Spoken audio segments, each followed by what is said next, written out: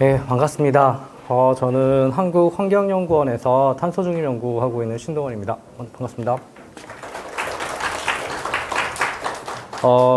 저희 연구원은 국책 연구 단지 내에 있는 총리실 산하에 있는 정부의 정책을 연구하는 곳이고요. KDI나 조세재정연구원처럼 또 에너지경제연구원처럼 부처와 협력해서 연구를 하고 있고, 저희 실은 주로 탄소 중립 관련된 계획을 수립하고 또 그 계획에 따른 효과가 어떻게 되는지를 조금 산정을 하고, 또 이렇게 정책이 수정됐으면 한다라고 하는 제안들을 정부에 하고 있습니다. 오늘 제가 그래서 좀 드릴 얘기는 국가 탄소 중립 녹색 성장 전략에 대해서 전반적인 그 시작점, 어떻게 우리가 탄소 중립을 하게 됐는지에서부터 시작해서 앞으로는 어떻게 해야 되고 지금 어떤 과제가 있는지까지 제가 간략하게 좀 말씀을 드리도록 하겠습니다. 일단 저는 경제학을 공부했던 사람이고요. 경제학을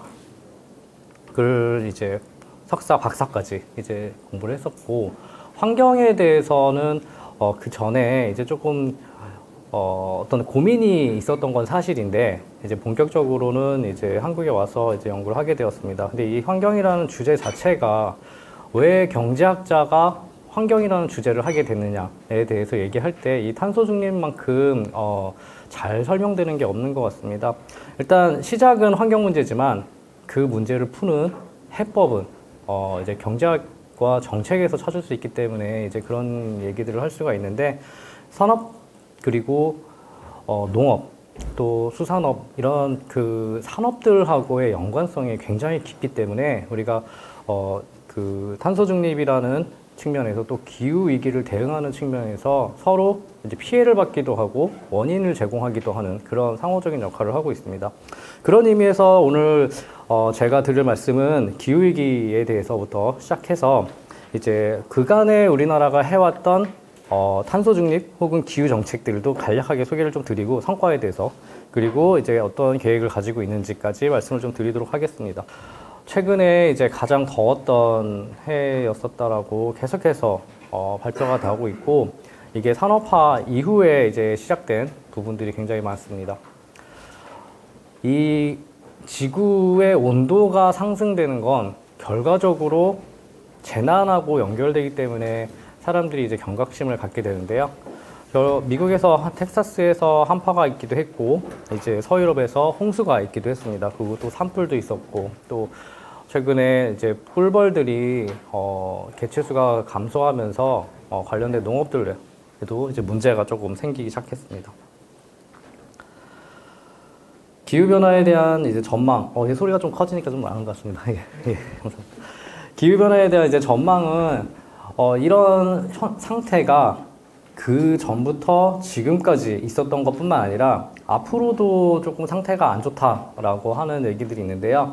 일단 그 전에 산업화 이전 대비해서 1.2도가 상승했고, 앞으로 한 4.4도까지는 올라가지 않겠냐. 그게 2100년까지의 시나리오인데, 여러 가지 시나리오가 있습니다. 그래서 만약에 우리가 정말 잘하면, 잘 해내면 한 1.4도 정도, 정말 운이 없으면 4.4도 정도가 상승할 거다라고 보고 있는데, 과학자들이 이거는 결론을 낸 거고, 그 결과 생물 관련된 연구를 하시는 분들이 얘기하시기로는 그렇게 될 경우엔 아마 육상 생물은 한 20%, 해상 생물들은 한 30% 이상 멸종 위기에 처할 것이다라고 하고 있습니다. 결과적으로 지구 온도 상승으로 재난이 문제뿐만 아니라 인류와 생물들의 생존이 위협을 받고 있다라는 거고, 해수면 같은 경우에는 이미 피해를 저희가 받고 있긴 한데, 기본적으로 지금 이미 진행된 온난화 때문에 해수면 상승이 진행되고 있는 그 속도는 막을 수는 없다고 합니다. 그러니까 해수면이 상승되는 건 어쨌든 간에 저희가 받아들여야 되는 현실이고, 그래서 기후위기 적응이라는 이런 워딩으로 저희가 조심해서 준비를 해야 된다라고 얘기를 하고 있고요. 일단 5m 정도 이상 상승이 가능한데, 이거에 대한 속도는 이제 우리가 지금 현재 전망하고 있는 온도 변화의 속도에 연관돼서 이제 갈 예정입니다. 근데 누구가 이런 원인을 만들었나 보니까 이건 사람의 원인인 것 같다라고 했었던 게 과거의 생각이었고, 지금은 사람이 한 거다라고 얘기를 하고 있습니다.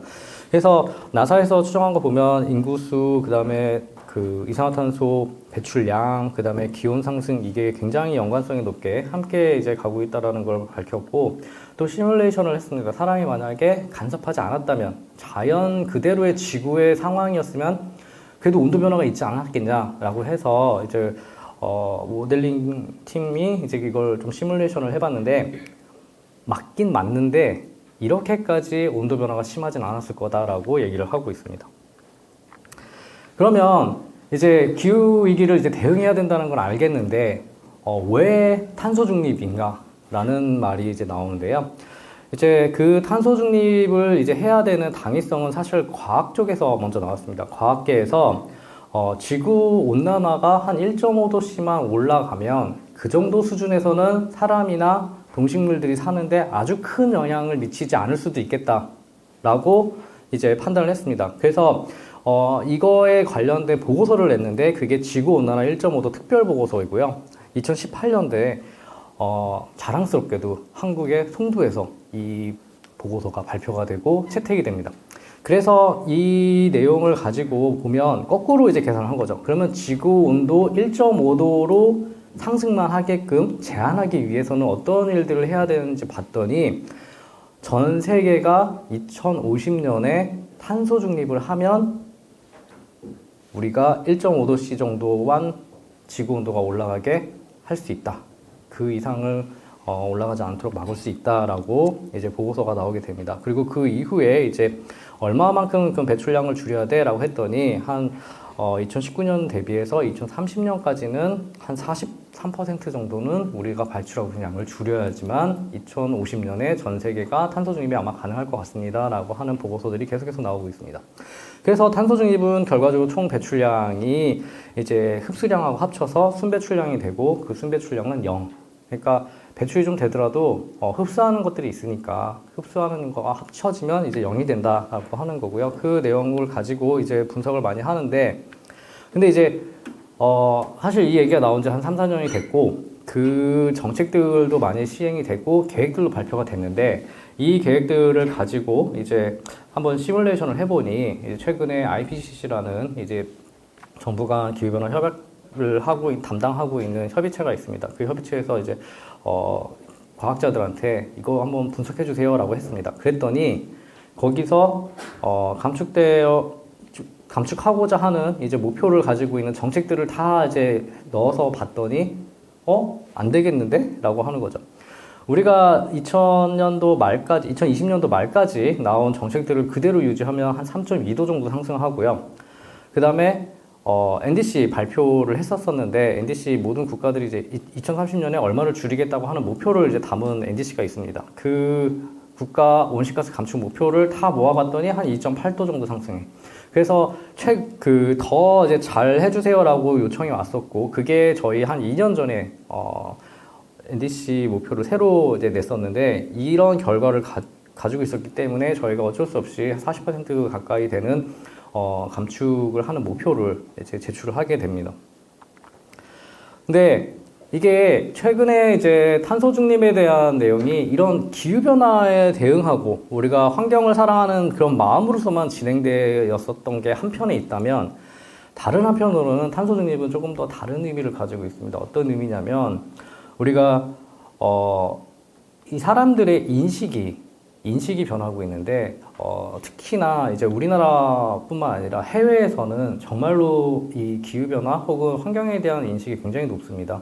이 어느 정도 높냐면, 제품에 대해서 내가 이 제품이 어떤 제품인지 알지 못하면 안 사겠다라고 하는 마음까지 가지고 있는데 친환경 제품으로 만들었고 그 친환경이 뭐 어떤 친환경인지까지 확인을 합니다. 그러니까 이 제품을 만들 때 전기를 얼마를 쓰고 그 다음에 그 전기는 어떻게 만든 전기로 이 제품을 만들었고 그리고 이 제품을 만드는 과정 중에는 오염물질이 얼마나 나왔고 그 오염물질을 이 기업이 어떻게 해결했는지까지 체크를 하는 그런 소비자들 층이 있고 물론 대중적인 소비자들은 사실 그것보다는 가격에 더 민감하게 이제 반응을 하는데 그렇다 하더라도 사람들이 이제 물건을 살 때 인증 마크라든지 혹은 세계적으로 인정받은 어떤 녹색 제품에 대해서는 또 그만한 가격을 더 지불하려고 하는 요구가 굉장히 큽니다.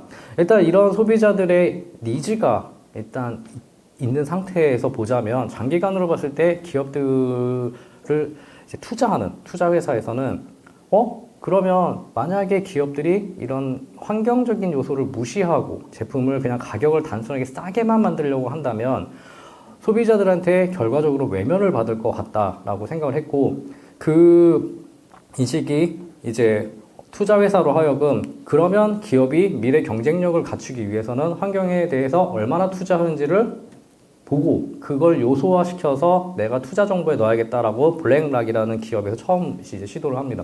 그래서 이 블랙락 이후에 무디스라든지 MSCI라든지 CDP라든지 굉장히 여러 가지 단체 혹은 투자 회사들 혹은 투자 은행들이 이걸 받아들이고 이게 결국 ESG라는 워딩으로 바뀌어서 나오게 됩니다. 그리고 이 ESG 경영을 이제 투자 회사들이 강요를 하면서 기본적으로 우리나라 기업들 글로벌 기업들이 이거에 따라가게 됩니다. 왜냐하면 투자를 받기 위해서는 본인들이 이제 하고자 하는 일을 하기 위해서 공장을 늘리기 위해서 사람을 더 고용하기 위해서는 투자를 받아야 되기 때문에 투자에 대한 요소를 고민하게 되고 그러다 보니까 이 글로벌 기업들이 이를 이행하기 위한 어떤 노력들을 하는데 그 중에 하나가 아리백. 그러니까 재생에너지로 전력을 100% 생산을 하겠다. 언제까지? 2030년까지 혹은 2025년까지 이렇게 하는 기업들이 생겨나고요. 이런 약속들을 기업들이 가지고 있는 걸 보고 그 기업의 이미지를 이제 소비자들이 결정을 하게 됩니다. 근데 이때 저희는 사실상 한 3, 4년 전만 하더라도 좀 먼 얘기였어요. 그러니까 아리백을 한다든지 뭐 ESG를 한다든지 하는 내용이 그럴 수 있지. 근데 우리나라 상황은 좀 다르니까 라고 생각을 많이 했었는데 최근 들어서 굉장히 관심이 많아지게 된 이유는 아리백을 한다고 했던 그 구글, BMW, 그 다음에 또 애플 같은 대기업들이 우리나라에서 생산된 제품을 쓰고 있었던 거예요. 그러다 보니까 우리나라한테 계약을 맺을 때 이 큰 대기업들이 글로벌 대기업들이 우리나라 대기업하고 거래를 할 때 너네 언제까지 재생에너지 몇 %로 제품을 만들어서 우리한테 보내줘 라고 하는 내용들이 들어가기 시작합니다. 그게 실질적으로 처음에는 그렇게까지 디테일하게 저희도 들어갈지 몰랐었다고 얘기를 하시더라고요. 기업 담당자분들하고 얘기를 해보면 특히 포스코 같은 기업들하고 얘기해보면 그 기업들은 이거는 말도 안 되는 일이었다라고 얘기를 많이 하세요. 본인들이 만든 제품에 탄소가 얼마나 배출되는지를 확인해서 그걸 언제까지 얼마나 줄일 거고 그런 계획서를 포함시켜서 계약에 넣어야만 계약이 되는 그런 시점이 되는 게 본인들은 2, 3년 전만 해도 생각도 못 했다는 거예요. 근데 재작년, 작년부터 그런 요구를 하는 기업들이 늘어나고 그 요구를 하는 기업들이 있다 보니까 그 사람들을 보면은 이제 고객들이죠. 그 고객사들이 이제 그런 걸 요구를 하다 보니까 본인들은 맞춰야 되는 거예요. 그 맞춰야 되는 입장에 서다 보니 어떻게 하면 돼라고 살펴보니까 우리나라는 아직 준비가 안 되는 거죠. 참고로 우리나라의 재생에너지 생산 비율은 9%입니다. 그리고 그 중에 한 2% 정도는 수력이나 다른 거니까 진짜로 저희가 재생에너지라고 부르는 신재생에너지라고 부르는 내용들은 굉장히 더 적습니다. 그래서 이런 상황 하에서 이제 진행을 하다 보니까 굉장히 어려움을 지금 겪는 상태입니다. 근데 이뿐만이 아닙니다. 그 기업들, 개별 기업들이 요구하는 것뿐만 아니라 사실 그 국가가 이런 것들을 지금 요구를 하고 있는 점이 좀 새롭게 지금 가장 최근에 이제 일어난 일인데 물론 그 아리백을 잘 하게 하는 거, 그리고 ESG를 지원하는 것들은 국가가 당연히 기업을 위해서 해줄 수 있는 일이라고 봅니다. 하지만 무역에서 본인들이 거래하고 있는 제품들을 거기에 탄소 관세라 차원처럼 이제 조치들을 취하는 건 좀 다른 얘기고요.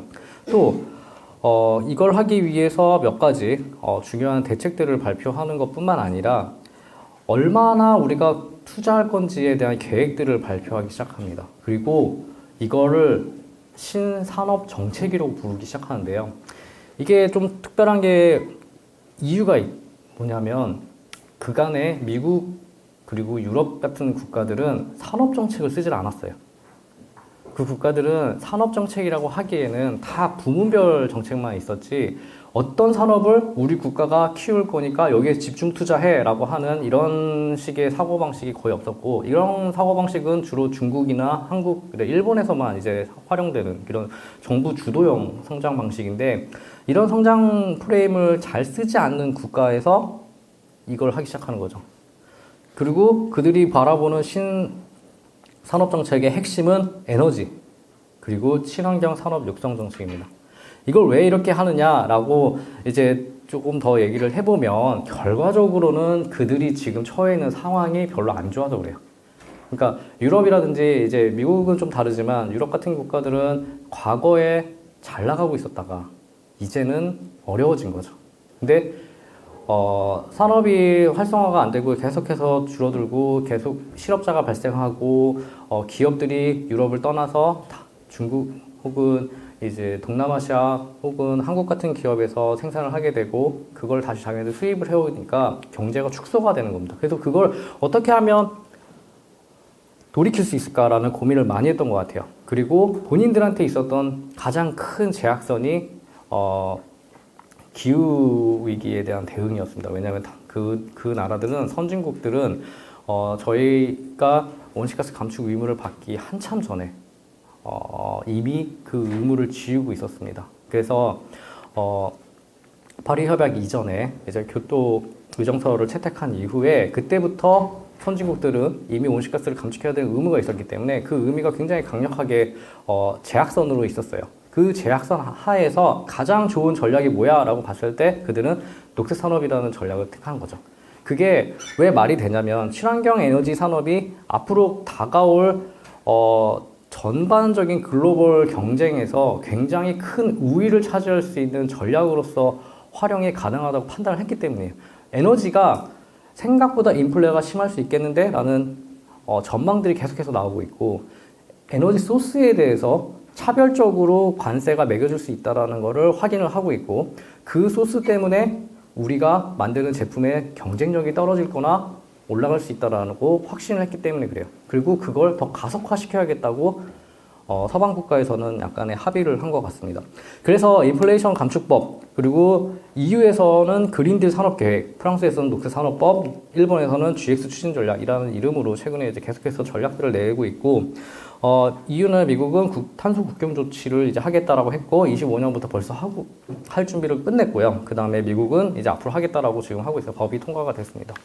그래서 결과적으로 우리는 그러면 이런 상황에서 이제 두 가지 전략을 할 수가 있습니다. 하나는 대응을 하는 거예요, 외교적으로.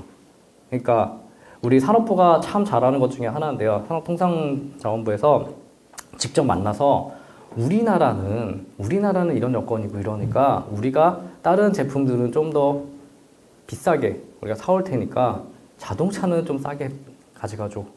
보조금 우리 좀 해결해줘. 라고 해서 협상을 합니다. 그래서 그런 협상을 통해 가지고 굉장히 수출 기업들로 하여금 수출을 이제 증진시키려고 하는 반도체 그리고 2차 전지 이런 거 좀 잘 해달라고 이렇게 얘기를 많이 합니다.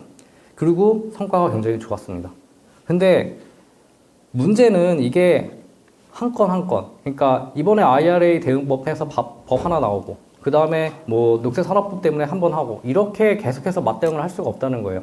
우리가 전반적인 글로벌한 흐름이 아예 바뀌어가고 있어가지고 이런 흐름 속에서는 한 나라, 한 국가, 우리의 수출 시장 한 군데 이것만 가지고는 얘기하기 어렵다는 거죠. 그래서 통상 정책으로는 좀 해결하기가 어렵고, 그래서 이거를 우리가 이제 받아들일 준비가 해야 된다라는 거죠. 그래서 기후환경 정책 변화가 있고 그거를 이제 선제적으로 좀 준비를 해야 되면 방법은 우리나라에도 시장을 만들어야 돼요. 우리나라에도 녹색 산업을 육성해서 그 공급망이 소비를 하게끔 하는 서플라이 체인을 만들어야 됩니다. 그리고 그게 소비돼서 우리나라 탄소 중립을 이룰 수 있는 그런 여건을 만드는 게 굉장히 중요합니다. 그래서 이제 IRE만 좀 살펴보면 아예 간단하게만 보겠습니다. 그러면 뭐 주로 이제 그때 당시에는 저희가 이제 IRE 때문에 얘기가 많이 나왔을 때 얘 자동차에 대한 얘기가 많이 나왔습니다. 그래서 자동차 배터리의 보조금이 어떻고 저쩌고 이러는데 사실상 이걸 뜯어보면 주로 청정 전력에 대한 내용입니다. 그래서 그 세액 공제를 이제 주로 받는데요. 세액 공제 받는 규모가 대부분 전력 부분 그리고 교통 부분의 아주 일부입니다. 친환경 차량이라고 해서 여기는 아주 일부에 불과하고 대부분은 전력, 에너지 전환에 돈을 투자하는 거고 얘네들이 왜 이거를 인플레이션 감축법이라고 부르냐 전력에 대한 투자가 결국 미래 에너지 가격을 하락시킨다고 보고 있어요.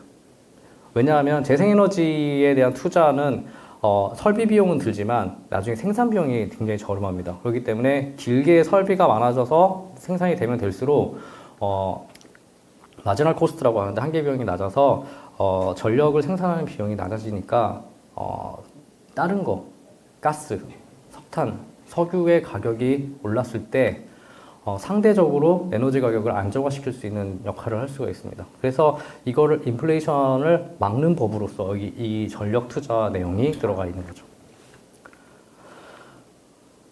시행 결과입니다. 얘네들이 그냥 진행한 게 아니라 이제 1년 후에 이제 봤더니 실질적으로 성과를 엄청나게 만들어냈는데 그때 당시에 신규 사업 창출했던 게 이제 총 2,780억 달러 규모의 투자 규모를 만들어냈습니다. 44개 주에서 일자리 17만 개가 창출이 되고 또 그것뿐만 아니라 온실가스를 감축하는 데 있어서 굉장히 도움이 많이 됐다고 하고 연 4% 정도 추가 감축 효과를 가지고 왔다고 합니다. 원래 연 2% 정도 미국은 이제 감축을 하고 있었던 나라인데 이제 4% 그리고 근데 자네들은 더 해야 된다. 한 6% 정도는 줄여야 되기 때문에 이제 좀 더 박차를 가할 예정이다라고 얘기를 하고 있습니다. 유럽도 마찬가지입니다. 유럽도 이제 그린딜 산업계획이라고 해서 유럽은 원래 많이 들으셨겠지만 코로나 때 한참 유행했던 그린딜이라는 이름으로 이제 산업 계획들을 이제 가지고 있지는 않았고 그때는 이제 그린딜로서 이제 투자를 어떻게 하겠다, 뭐 환경 문제 어떻게 대응하겠다, 그다음에 코로나 어떻게 대응하겠다 이런 내용이었는데 그게 산업 계획으로 바뀌었어요. 그러니까 제가 아까 처음에 말씀드렸듯이 이 국가들은 산업 계획을 만들지 않는 국가들인데 이제 산업 계획을 이제 시작하는 거죠. 그래서 신산업 정책으로서 이제 탄소 중립 산업법을 이제 만들고 이제 핵심 원자재법을 만듭니다. 그리고 전력시장 구조를 개편을 하는데 일단 핵심 원자재법하고 탄소 중립 산업법 이 안에 이제 우리나라 배터리 산업들도 굉장히 관련성이 높고 핵심 원자재법 같은 경우에는 사실 우크라이나 전쟁을 염두를 해두고 한 거예요. 그러니까 그 전에 본인들이 이제 썼던 가스가 전쟁 때문에 러시아가 그 가스의 공급을 이제 막다 보니까 수급에 차질이 생기고 그 수급에 차질이 생겨서 여러 가지 다양한 방도를 찾는데 그 찾는 과정 중에 가격이 너무 많이 오르는 거죠. 수요가 오르니까. 근데 왜 오르느냐 봤더니 공급망을 누가 조정을 하고 있었던 거예요.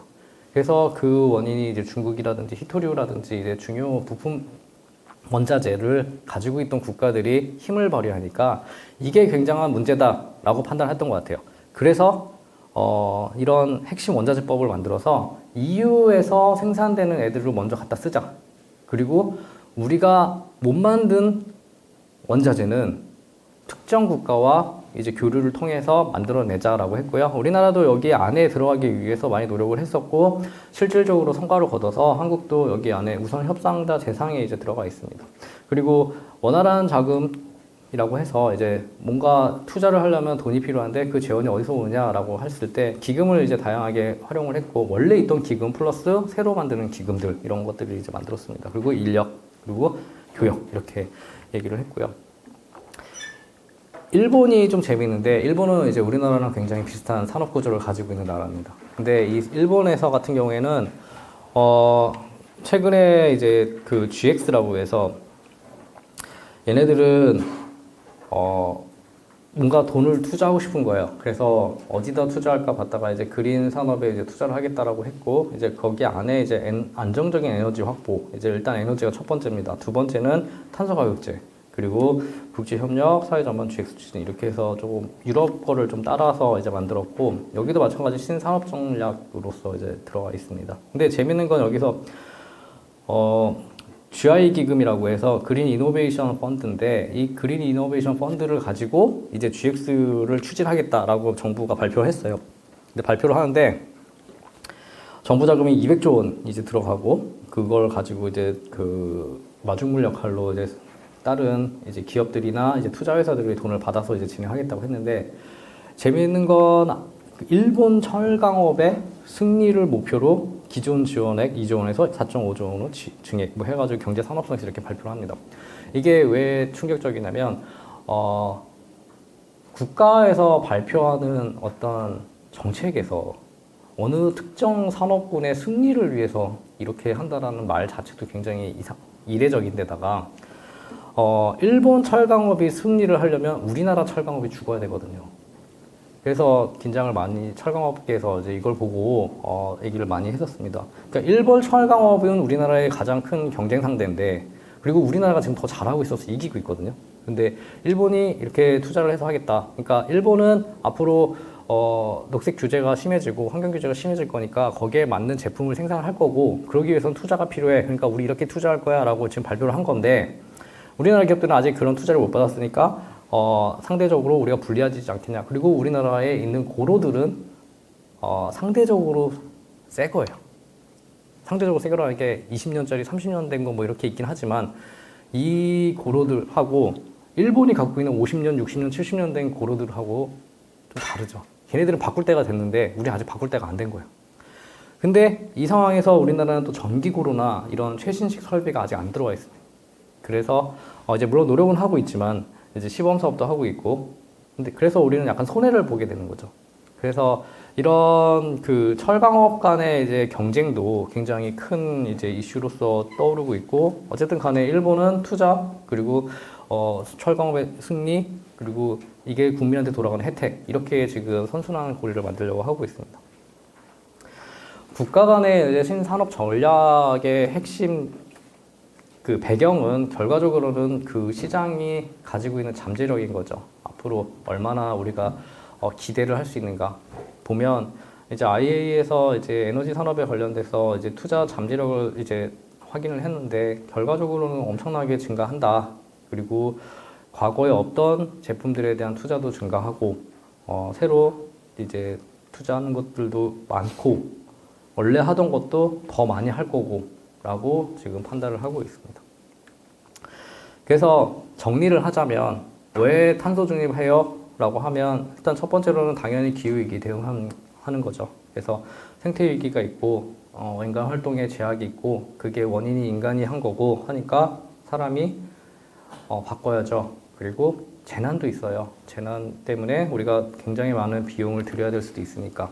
근데 그게 다가 아니라 일단 글로벌한 트렌드, 그리고 국제사회의 압력, 이런 것들이 심상치 않습니다. 우리 기업들 이러다가 좀 힘들 것 같은데요. 우리가 받는 소비자의 그 요구들이 엄청나게 큰데요. 라는 거고, 세 번째로는 앞으로 근데 이 산업들이 굉장히 물망이 있어요. 굉장히 미래 성장력이 가지고 있고, 지금 기존 산업은 죽고 새로운 산업이 뜬다면 이쪽 부분이 가장 지금 찬란합니다.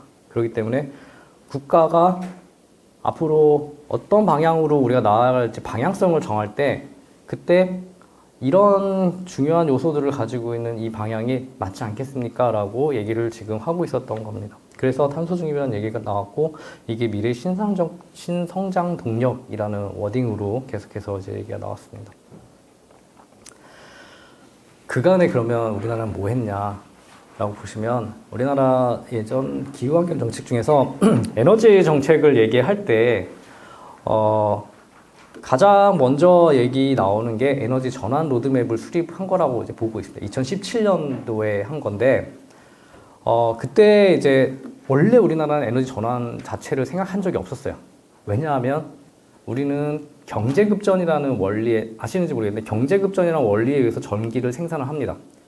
경제급전이라는 게 뭐냐면 우리가 갖고 있는 발전소들이 있어요. 그 발전소들이 있으면 그 발전소에서 가장 싸게 전기를 만들 수 있는 애부터 먼저 전기를 생산합니다. 그래서 제일 비싼 애까지 그 예비 전력 양을 전날 수요를 확인하고 그 수요에 맞게끔 전력량을 공급받아요. 그래서 그 공급받기 위해서 니네들 다 손들어 공급해 줄 수 있는 사람들 그래서 얼마씩 낼 거야 라고 입찰을 받아서 가장 싼 애부터 많이 주고 그 다음에 가죠. 그리고 아주 기본적인 애들은 이제 할당을 하고요. 근데 이런 상황에서 에너지 전환 로드맵을 만든다는 건 우리 이 방향대로 안 할 거야 라는 거거든요. 더 이상 이 방향대로 안 하고 우리 전기 생산 좀 바꿀 거야. 어떻게? 좀 비싸더라도 어떤 미래지향성 혹은 성장 잠재력이 큰 혹은 재생에너지, 신재생에너지 같은 좀 미래적인 에너지로 좀 바꿔야겠어. 오염물질이 적게 나오고 앞으로 산업 성장력도 좀 있어 보여 라고 해서 처음 그거에 대한 생각이 담긴 게 2017년도 에너지 전환 로드맵입니다. 그래서 근데 이때 당시에 많이 얘기됐던 건 오히려 원자력이나 이런 부분들이 좀 컸어요. 근데 사실 그것보다는 에너지 전환을 했다. 석탄 혹은 석유로 발전을 하던 시스템을 조금 변환시키겠다라고 하는 내용들이 굉장히 크고요.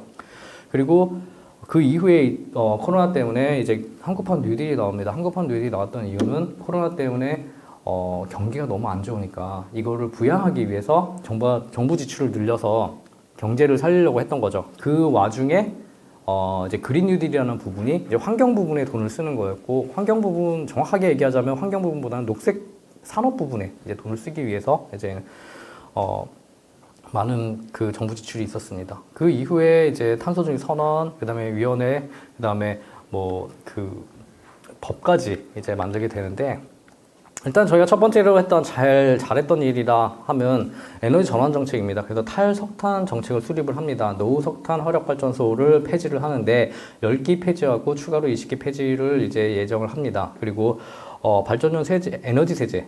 그러니까 발전용 에너지 세제의 개편은 두 가지가 있었는데 발전용하고 수송용이 있었어요. 근데 수송용은 저지되고 발전용은 진행이 됐습니다. 그래서 발전용은 이제 어떤 일이냐면 LNG하고 유연탄하고의 그 갭 차이를 이제 줄인 거죠. 서로 원래 LNG에 너무 많은 세금이 들어가 있고 유연탄에 좀 적은 세금이 들어가 있어서 그 세금을 조정을 시키면 아까 얘기했듯이 경제급전으로 할 때 발전용 세제에서 이제 그 발전용 세제 때문에 발전 단가가 바뀌는 거죠. 그럼 아까 걔네가 아주 싼 가격이 아니라 조금 더 비싸지게 됩니다. 그리고 LNG는 좀 더 싸지게 되고. 근데 아쉬운 건 이제 수송용이었는데 수송용은 디젤하고 휘발유의 세금이 다르게 매겨져 있는데 디젤이 지금 세금이 적기 때문에 가격이 싼 거거든요. 그런데 이제 이 부분은 해결이 안 됐고요. 그 다음에 미세먼지 계절관리제 같이 이제 석탄화력발전소가 봄철에 이제 가동을 중지한다든가 이런 것도 있었고 또 재생에너지 확대 정책 3020 재생에너지 이행계획이라고 해서 이때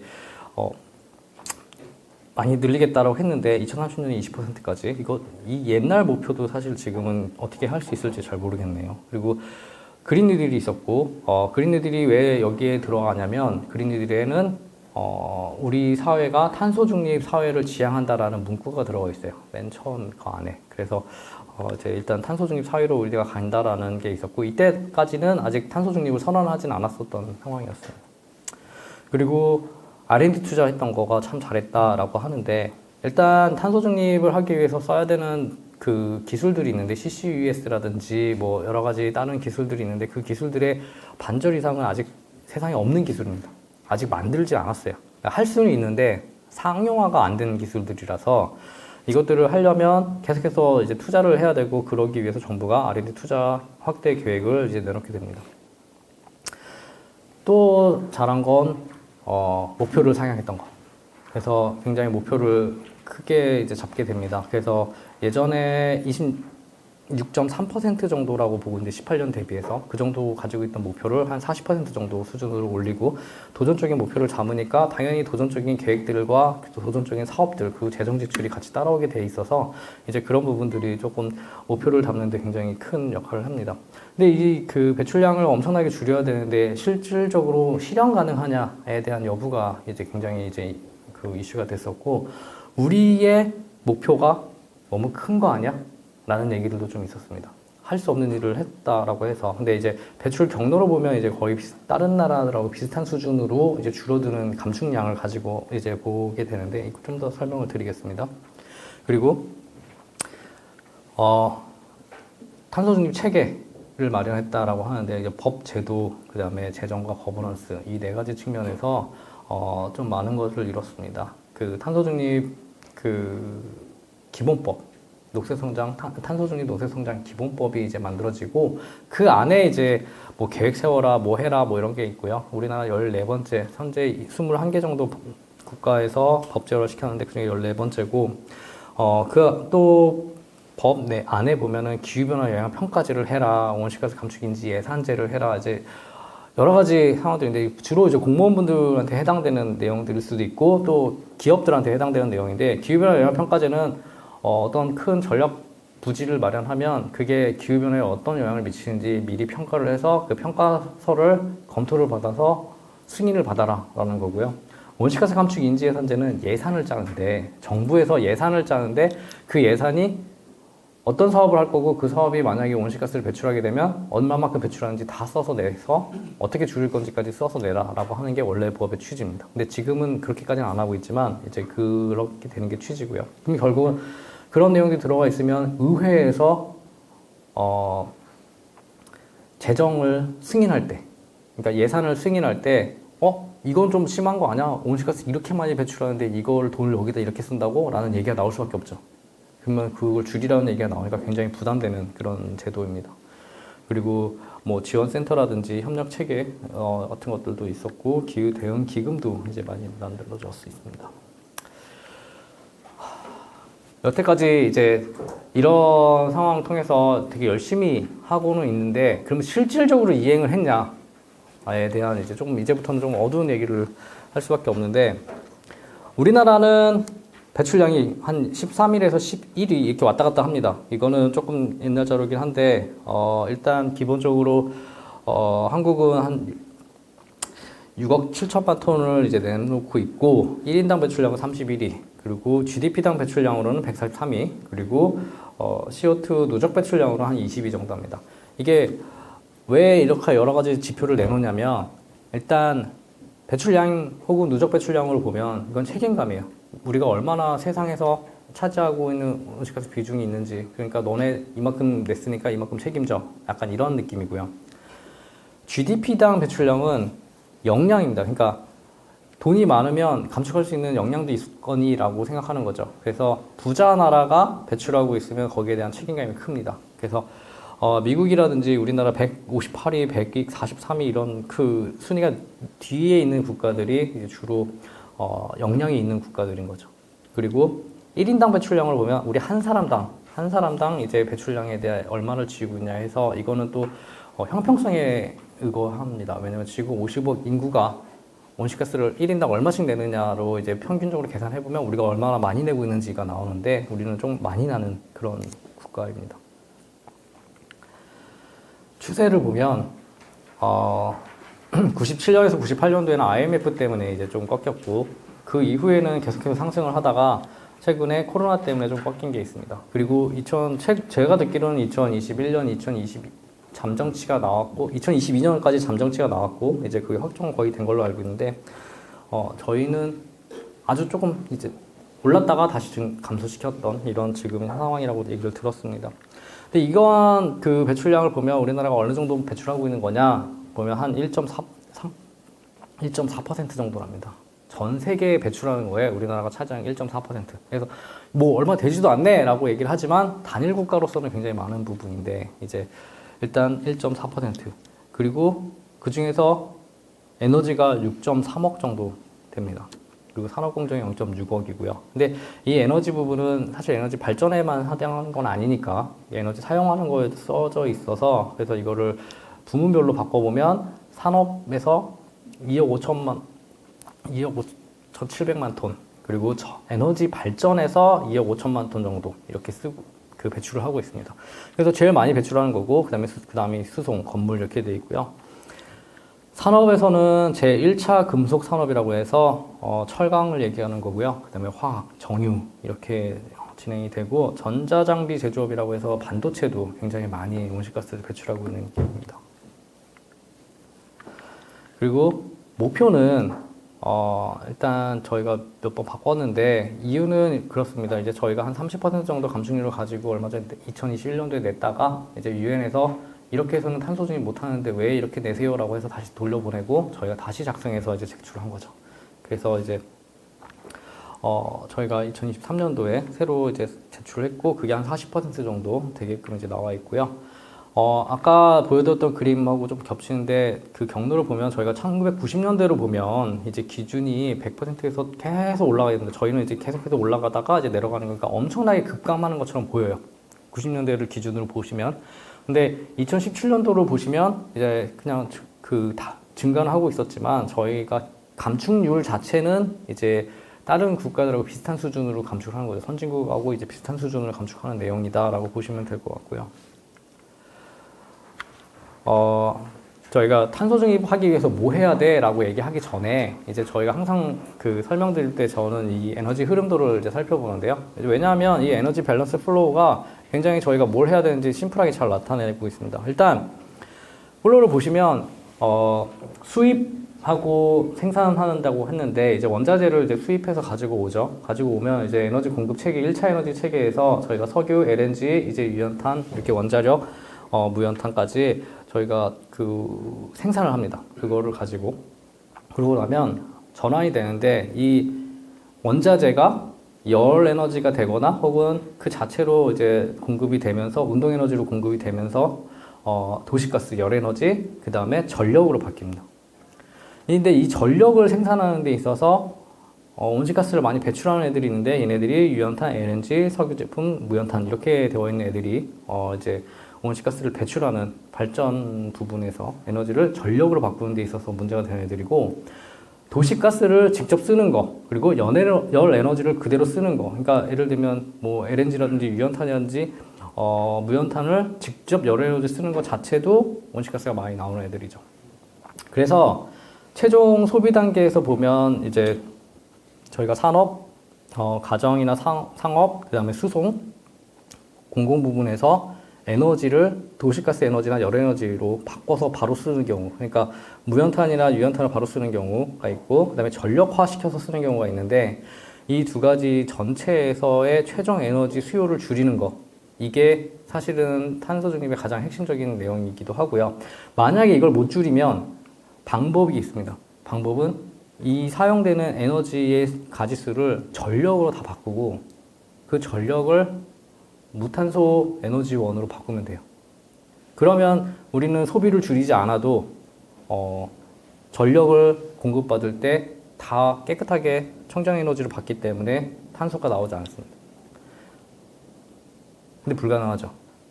그래서 여러 가지 방식을 써야 되고 또 가장 치명적인 건 산업 부분에서 전력을 그냥 써가지고 막 만들면 뭐 된다라고 하는데 그럼 비용이 들어가더라도 뭐 그렇게 하더라도 그럼에도 불구하고 유연탄이 원자재로 쓰는 경우가 있어요. 혹은 화학 물질들이 나프타라든지 이런 플라스틱의 원재료로 쓰이는 화학 물질로서 전환이 돼가지고 걔네들이 원자재로 쓰여요. 그런 애들은 이제 바꿀 수가 없습니다. 그래서 어찌됐든 간에 산업 공정 중에 발생하는 거 그리고 제품의 원자재로 쓰었던 애들은 안에서 대체를 해야만 하는 상황이고 나오면 포집해서 땅속에 집어넣어야 되는 상황이기도 합니다. 그래서 저희가 국가에서 탄소 중립 정책을 만들 때 아까 제가 보여드렸던 그 에너지 플로우에 기반해서 이제 몇 가지 중요한 정책 과제들을 설정을 합니다. 맨 처음에 에너지 이용을 줄인다. 에너지를 적게 이용하게끔 효율화를 시키든가 아니면 아예 수요를 줄이든가 이 두 가지 전략이 필요하고요. 또 하나는 전력화를 시킨 다음에 무탄소 에너지로 넣는다. 그리고 그래도 나온 애들은 흡수하거나 제거시키고 그리고 고탄 산업 같은 경우에 이제 원자재가 석탄이나 유연탄을 쓰는 애들은 이제 어쩔 수 없이 원료를 대체할 수밖에 없다. 그리고 그 안에 CCS를 달아가지고 다시 하자라고 하는 내용들이 있습니다. 이 큰 흐름 안에서 그러면 에너지 절약하고 효율화는 어떻게 해야 돼요? 라고 봤을 때 결과적으로 탄소 가격을 부여를 하는 수밖에 없습니다. 탄소 가격을 부여하는 게 가장 합리적이기 때문이기도 하지만 사실 저희가 규제로 너네 언제부터 언제까지 탄소 쓰지 마 하면 굉장히 큰 부담 그리고 반발이 있을 수 있습니다. 왜냐하면 온실가스는 다른 대기오염 물질하고 좀 다른 점이 대기오염 물질들은 마시면 사람이 다쳐요. 미세먼지는 저희가 호흡할 때마다 알게 모르게 우리의 뇌에 침투를 해서 우리의 수명을 줄이고 우리의 건강을 해치는데 탄소는 그렇지가 않아요. 사실 돌아오려면 배출이 되고 응집돼서 다시 온도가 올라서 지구 온도 때문에 기후변화가 일어나서 기후변화 때문에 재난이 오거나 혹은 기후변화가 왔는데 그로 인해서 기후가 바뀌거나 뭐 이런 현상이 있어야 그 다음에 우리한테 오기 때문에 사실 지금 줄이거나 지금 변화되는 내용들이 우리 다음 세대에 영향을 받을 가능성이 높습니다. 그러다 보니까 규제를 할 때 너 이만큼만 내 이렇게 하지 마라고 얘기를 못 해요. 그래서 가격제 같이 이게 탄력적으로 시장 원리에 의해서 우리끼리 합의를 하고 이렇게 온실가스를 줄이기 위해서 이만큼 우리가 할당을 받아서 그 위에 나오는 애들은 시장에서 거래를 하자라고 하는 얘기를 하고요. 그게 이제 탄소 가격제입니다. 다른 한편으로는 전기요금을 정상화시키는 거가 있죠. 전기요금이 너무 싸니까 사람들이 많이 쓰니까 전기요금 올리면 좀 적게 쓸 거 아니야. 근데 이거는 양면적인 문제가 있습니다. 하나는 산업에 영향을 미치는 것도 있고 다른 하나는 전기요금이 오르면 우리의 형평성에 문제가 생기는데 전기를 많이 쓰는 사람들은 대부분 부자예요. 그래서 그 사람들은 전기를 값이 오르더라도 거기에 대한 탄력성이 낮아서 별로 바쁘지 않아요. 근데 전기를 주로 적게 썼던가 혹은 그거에 민감하게 반응하시는 분들은 주로 저소득층이에요. 그래서 이게 역진적인 세액으로 이제 저희가 부담을 받을 수가 있어서 고민이 많이 되는 부분이기도 하죠. 그래서 쉽게 올리지 못하고 있는 상황이고, 그리고 산업 건물 수송에서 각각 이제 당근과 채찍으로 정책적인 믹스를 만들어야 되는데, 하나는 이제 가격이 제도가 강화됐으면 기술을 만드는데 이제 도움을 좀 정부가 지원을 하든가, 기존 건물의 리모델링을 지원을 하면 신축 건물에는 에너지 효율 규제를 강화한다든가, 보조금을 전기차로 주면 반면에 평균 연비를 올리거나 배출 그 규제를 강화시켜가지고 기존 차량들을 다니는데 세금을 더 내게 한다든가 이런 식으로 이제 양면적으로 이제 제도를 설계를 합니다. 그리고 아까 그 전기화하고 무탄소 에너지 공급은 결과적으로는 수요를 전기화시키는 노력들이 이제 필요하고, 이제 무탄소 에너지를 공급해야 되는데 어렵습니다. 재생에너지를 아무리 많이 공급을 하고 싶어 해도 부지가 없는 경우 혹은 규제 혹은 사람들이 원하지 않아서 그런 경우가 많은데, 이제 이것들을 이제 극복해야 되고, 그리고 치명적으로 재생에너지가 가지고 있는 단점이 있어요. 가능성, 이게 공급에 대한 가능성인데 그게 결과적으로 부하를 일으키기도 하고 저희 공급망 체계 혹은 제때 공급을 못하는 게 더 걱정인데 수급을 제대로 맞춰주지 못해요. 또 과하게 보조금이 들어가야 될 수도 있고, 그래서 비용 대비 효과가 굉장히 낮을 수도 있기 때문에 고민이 지금 많은 그런 측면이 있고, 그런 측면에서 우리나라에 좀 적합한 거 뭐냐라고 보면 영농형 태양광이나 이제 해상풍력 중심으로 재생에너지도 이제 공급되어야 되지 않겠냐라고 얘기를 하고 있고요. 영농형 태양광 같은 경우에는 결국 그 농사 짓는 곳 위에 태양광을 이제 달아야 되는데 농민들의 반발이 좀 심하죠. 이 여러 가지 이유가 굉장히 복잡한 이유가 있습니다. 이게 농민들도 땅을 소유한 자와 땅을 소유하지 않은 자, 경작을 해주시는 분들이 다 다르기 때문에 이 안에서 그 이권도 있고, 또 영농형 태양광 모든 곳에 다 달 수 있으면 참 좋은데 어디는 되고 어디는 또 안 됩니다. 그래서 그런 것 때문에 생기는 이제 주민 갈등도 좀 있고요. 해상풍력도 마찬가지입니다. 해상풍력도 어업권하고 연결이 돼 있고 아무데나 세울 수도 없고 몇 군데를 할 수밖에 없는데 그곳에 대한 영향이 크다 보니까 굉장히 망설여지는 부분들이 있고요. 어업권뿐만 아니라 이제 경관에 있어서도 찬반이 좀 의미가 있습니다. 아까 말씀드렸듯이 이제 연료 대체, 온실가스 흡수원을 확대하는 부분이 있는데, 원료를 대체하는 것들은 결국 기존의 이제 철강 산업에서 어떻게 하냐면 석회석을 유연탄하고 이제 철광석을 섞어가지고 뜨겁게 달굽니다. 뜨겁게 달구면 얘네들이 녹아가지고 제강이 돼서 그걸 압연시켜서 제품으로 파는데, 이 과정에서 이제 많이 나옵니다. 온실가스가. 어떻게 많이 나오면 그냥 합쳐지는 데 많이 나오는 거죠. 기존 제철 공정이라고 써져 있는 걸 보시면 이게 철하고 그러니까 철광석하고 유연탄하고 석회석이 섞이면서 그 안에서 CO2가 자연스럽게 발생할 수밖에 없는 구조인 거죠. 그래서 이거를 수소를 넣어가지고 환원제로 쓰는 겁니다. 그래서 수소 환원제를 넣어서 바꿔내면 그러면 이제 좀 낫지 않겠냐 하지만 이거 하나 짓는데 들어가는 비용이 보통이 아닌 거죠. 보통 한 1,000억대 이상으로 보고 있습니다. 그래서 그 돈을 투자를 해서 추가적으로 만들어야 되는데 쉽지도 않습니다. 그러니까 만든다고 바로 적용이 가능한 것도 아니고요. 근데 다만 이 기술은 1970년도에 나왔습니다. 근데 1970년도에 나왔는데도 불구하고 아직까지 못 쓰고 있는 거는 이제 경제성에 대한 문제가 굉장히 큰 거고요. CCUS 사람들이 얘기를 많이 하지만 CCUS 중에 이제 저장은 S인데 U가 이제 유틸라이제이션 하는 건데 활용입니다. 활용. 근데 할 데가 없어요. 수소를 이산화탄소를 막 포집했어요. 포집해가지고 어디다 쓸 때 마땅히 가져가 가보면 음료수 넣는 데밖에 없는 거예요. 근데 이미 우리는 탄산 음료수에 넣을 이산화탄소는 아주 충분합니다. 그래서 수요처가 마땅히 없는 거죠. 이걸 어디다 써야 되는데 그런 곳이 어디 있는가? 그것도 경제성이 담보되는 정도로 수익성이 나야 되는데 그런 데가 없는 거고, 그러면 땅에 묻어야 되는데 땅에 묻으려면 굉장히 깊은 땅속을 파가지고 다시 넣어야 됩니다. 그리고 넣는다 하더라도 언제 터질지를 모르는 거예요. 구멍을 뚫는 것도 위험하고 넣어서 보관했다고 보는데 그게 충분히 깊지 않거나 혹은 지진대에 있다면 얘가 터질 가능성이 높습니다. 그래서 보통 어떻게 하냐면 석유를 뽑아낸데 거기다 다시 넣습니다. 어차피 뽑아냈으니까 거기 비어 있으니까. 그래서 액화시켜가지고 거기다 넣는데 뽑아낸 우리나라는 없죠. 석유를 뽑아낸 데가 없으니까. 그래서 이제 그런 장소를 다시 또 팔아서 해외에서 그걸 사서 거기다 넣어야 되는 그런 이제 문제가 있습니다. 그리고 다이렉트 에어 캡처라고 해서 그냥 공기 중에 있는 탄소를 막 포집하는 애들이 있어요. 그걸 어떤 사람들은 이제 자동차에 달자 뭐 이런 사람도 있었고요. 자동차 앞에 달아놓고 막 다니면 자동차가 막 흡수하는 거 아니야. 근데 그 자동차를 내가 사잖아요.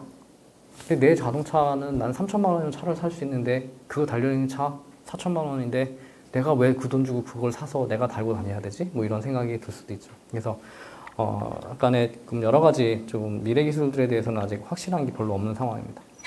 그래서 이런 비기술적 감축 대응들이 굉장히 중요해요. 제품을 아예 만들 때부터 그냥 좀 재활용 가능하게, 그리고 오염물질이 안 나오게 이제 만들거나 혹은 걔네들을 계속해서 계속 쓸 수 있게끔 만드는 게 굉장히 중요하고, 또 온실가스 감축이 어려운 분야라고 하면 농식품 그리고 축산 분야가 많은데, 이런 분야에서 이제 좀 식단 변화 같은 것들도 있어야 되고, 또 결과적으로 이런 것들이 다 이해가 되면 어느 쪽에는 웃는 사람이 있으면 우는 사람이 있습니다. 그래서 석탄화력발전소를 안 쓰게 되면 그 주변 지역 사람들은 굉장히 불만이 많거든요.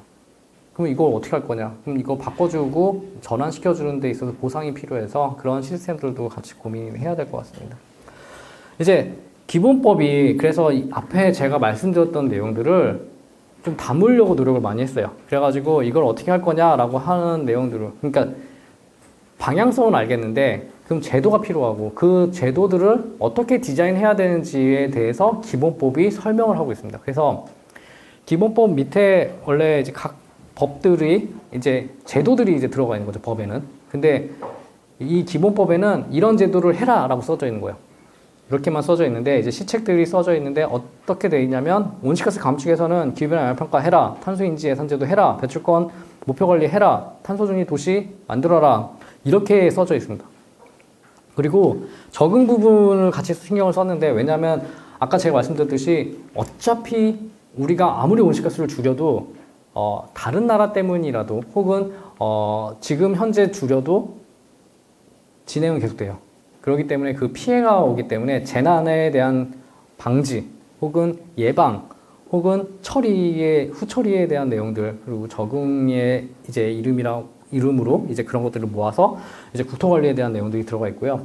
그 다음에 정의로운 전환이라고 해서 아까 말씀드렸던 이제 국민 참여라든지 혹은 보상에 대한 내용들, 그리고 녹색 성장 부분은 다른 나라들 아까 그 신성장 전략들이 많이 나오고 있는데, 그런 내용들처럼 우리도 이 녹색 산업에 대한 성장을 일으키자라고 해서 이제 내용들이 많이 들어가 있고, 그 안에 핵심적으로 보실 만한 게 이제 순환경제, 이제 제품 단위의 폐기를 어떻게 할 것인가. 예를 들면 배터리가 나왔을 때 그 폐기를 어떻게 할 것인가에 대한 내용들도 같이 한꺼번에 들어가 있고, 그 산업들을 어떻게 활성화시킬 건지에 대한 내용도 이제 포함시키라고 써져 있습니다. 그리고 전략과 기본 계획을 세우라고 되어 있고요. 감축 목표가 만들어라 라고 되어 있습니다. 그래서 이제 그 안에서 이행 점검하게 되어 있고, 기본 계획 추진 상황도 점검을 하도록 이제 되어 있습니다.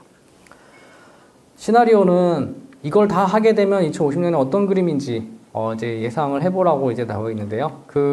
저희는 이제 두 가지 시나리오가 있습니다. 원래 경로로 돼 있어야 되는데 우리나라는 딱 두 가지, 2050년에 이만큼 줄이면 탄소 중립 가능, 혹은 좀 덜 줄이고 더 많이 흡수하면 가능해서 두 가지 안이 이렇게 나와 있습니다. 주로 산업 건물 부분 똑같고 에너지 부분하고 수송 부분 좀 조정해가지고 내용이 나와 있고요. 그 전략인데 아까 말씀드린 법을 이제 이행을 시키려면 국가 전략이 필요합니다. 그래서 국가 전략을 원칙에서 감축, 기후변화, 적응 이렇게 세 가지 파트에서 이제 볼 수 있게끔 이제 감축 목표를 설정하고 감축 수단들을 부문별로 이제 만들어 놓고요. 그 다음에 적응 정책을 만들어 놓고 그다음 국제협력과 인식제고 이렇게 나눠져 있습니다. 최근에 정부의 기조는 조금 바뀌어져 있는 부분이 있습니다. 그러니까 글로벌 탈탄소 전환에 이제 대응하기 위해서 적극적으로 탄소 중립 추진해라라고 하는 내용들은 그대로이지만 녹색 산업, 그 다음에 녹색 투자, 녹색 소비를 증진하는 부분이 조금 더 강조가 돼 있어요. 그리고 좀 이행 방안에서도 좀 현실적으로 만들자라고 하는 정책 기조가 좀 있고, 그 다음에 국제 무역, 그리고 분류 체계라든지 산업 기술 육성 이런 부분들이 이제 정부의 정책 기조인데, 지금 제가 여기 보여드리는 이 내용은 국정과제에 해당하는 내용입니다. 그래서 국정과제는 대통령이 처음에 당선됐을 때 나 이거 할 거야 라고 우리한테 보여주는 거거든요. 그래서 이제 100대 120개 이제 국정과제가 있고, 그 과제 내용 중에 하나 있고요. 이걸 진짜 하겠다라고 했고, 그래서 거기에 맞춰서 이제 기본 계획이 만들어졌는데, 기본 계획은 아까 보시던 구조랑 비슷합니다. 비전, 전략, 목표가 있고, 그 목표를 어떻게 할 거냐? 전환, 산업, 건물, 부문별로 정책들이 담겨져 있고, 이행을 어떻게 할 거냐 해서 강화 정책을 적응, 녹색 성장, 정의로운 전환, 지역주도, 국제협력 이런 것들이 들어가 있습니다. 내용 딱 하나만 보고 가면 전환 부분인데, 결과적으로 석탄 발전을 감축하겠다. 그리고 원전 활용을 확대하겠다. 그리고 재생에너지 확대하겠다. 청정에너지 추가 확대하겠다. 이런 내용들이 들어가 있습니다. 그리고 아리백 이행 기반을 구축하고 주민 수용성도 높이고 수요에 대한 활용성도 높이고 효율도 높이고 공급 체계를 전반적으로 고치는 내용들이 들어가 있긴 한데요. 실질적으로 이행이 되려면 저희가 11차 이번에 에너지 전력 수급 기본 계획이라는 게 이제 발표가 됐는데, 그 안에 저희가 38년까지 어떻게 하겠다라는 내용이 들어가 있습니다. 그러니까 수요를 예측하고 그 수요에 맞는 우리가 전력 공급을 어떻게 하겠다라는 내용이 나와 있는데, 그게 결과적으로는 기본 계획의 이제 내용들을 좀 담아가지고 좀 더 상세하게 내용들이 들어가 있다고 보시면 될 것 같습니다. 예상 효과인데, 이거는 그 계획을 짜고 이제 30년 목표에 따라서 하면 어떻게 될까라고 분석을 해봤어요. 이제 저희 원에서 이제 분석을 했는데, 저희 팀에서 이제 제가 꾸려가지고 진행을 했는데, 그때 저희가 사용했던 모형은 이제 CG 모형이라는 이제 연산 가능 일반 균형 모형이라는 걸 이용을 해서 했고, 제가 설명드리고 싶은 거는 그냥 이제 두 가지 시나리오를 썼습니다. 하나는 그냥 저희가 이 상태로 가고 목표를 달성했을 때 어떤 피해가 있는지 보고, 그 다음에 다른 하나는 그 피해를 좀 줄이기 위해서 저희가 정부가 적극적으로 기업에 투자를 했을 때 어떤 변화가 있는지 확인을 했는데, 그랬더니 만약에 그냥 가면 우리나라는 한 0.09% 정도 혹은 0.5% 정도 GDP가 하락될 것 같아요.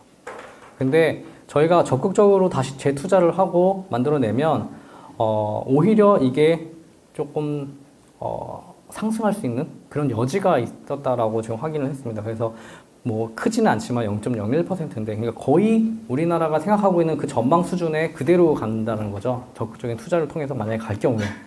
근데 다만 그때 갔을 때 탄소 가격이 한 6만 원 수준이에요. 2030년에.